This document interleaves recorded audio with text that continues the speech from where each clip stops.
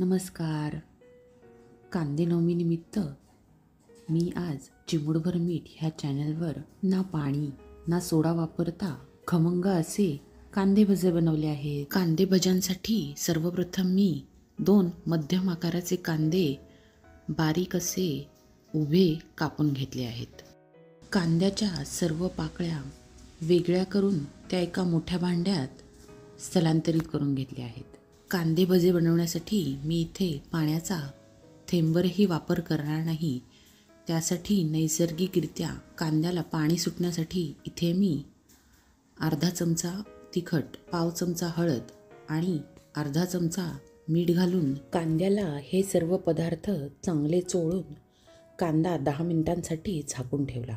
तुर्तास कांद्याला पाणी सुटेपर्यंत इकडे मी चटणीसाठी एक मध्यम आकाराचा कांदा बारीक कापून घेतला आहे. सिंहगडावर अशा प्रकारची कांद्याची चटणी कांद्याच्या खेकडा भजींबरोबर दिली जाते. कांदा एका वाटीत स्थलांतरित केल्यानंतर त्यावर अर्धा चमचा तिखट घातले आणि अर्धा चमचा मीठ घालून हे सर्व मिश्रण एकत्र करून घेतले. आपली साधी सोपी सरळ कांद्याची चटणी तयार आहे. मग अशी झाकून ठेवलेल्या कांद्याला 10 मिनिटांनंतर बऱ्यापैकी पाणी सुटले आहे आणि कांदा थोडा मऊ देखील झाला आहे.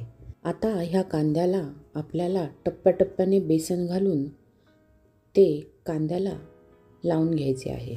इथे पाण्याचा वापर न करता भजे बनवताना बेसन हे टप्प्याटप्प्यानेच टाकायचे आहे, म्हणजे आपल्याला कांद्याच्या अंदाजाने बेसन टाकता येईल आणि ह्या मिश्रणात गुठळ्याही होणार नाहीत ह्याची दक्षताही घेतली जाईल.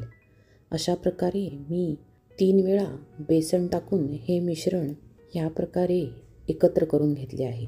अशा प्रकारे मिश्रण एकत्र झाल्यानंतर आपले मिश्रण भजे करायला तयार आहे. 2 मध्यम आकाराच्या कांद्यांसाठी अंदाजे मला 3 चमचे बेसन लागले आहे. आता एका कढईत मध्यम आचेवर तळण्यासाठी तेल काढून घेतले आहे. तेल गरम झाल्यानंतर त्यात लिंबाच्या आकारा एवढी बोटाच्या साहाय्याने छोटे छोटे भजे सोडायचे आहेत. अशा प्रकारे कांद्याचे भजे बनवताना त्याच्या आकाराचा जास्ती विचार करू नये.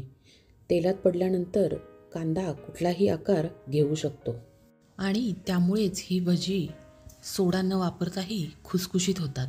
भजे तळताना ते नेहमी मध्यम आचेवरच तळावेत, म्हणजे ते आतपर्यंत तळले जातात. साधारण 2-3 मिनिटात भजे उलटे करून तळून घेतल्यानंतर ते तेलातून बाहेर काढून घ्यावेत.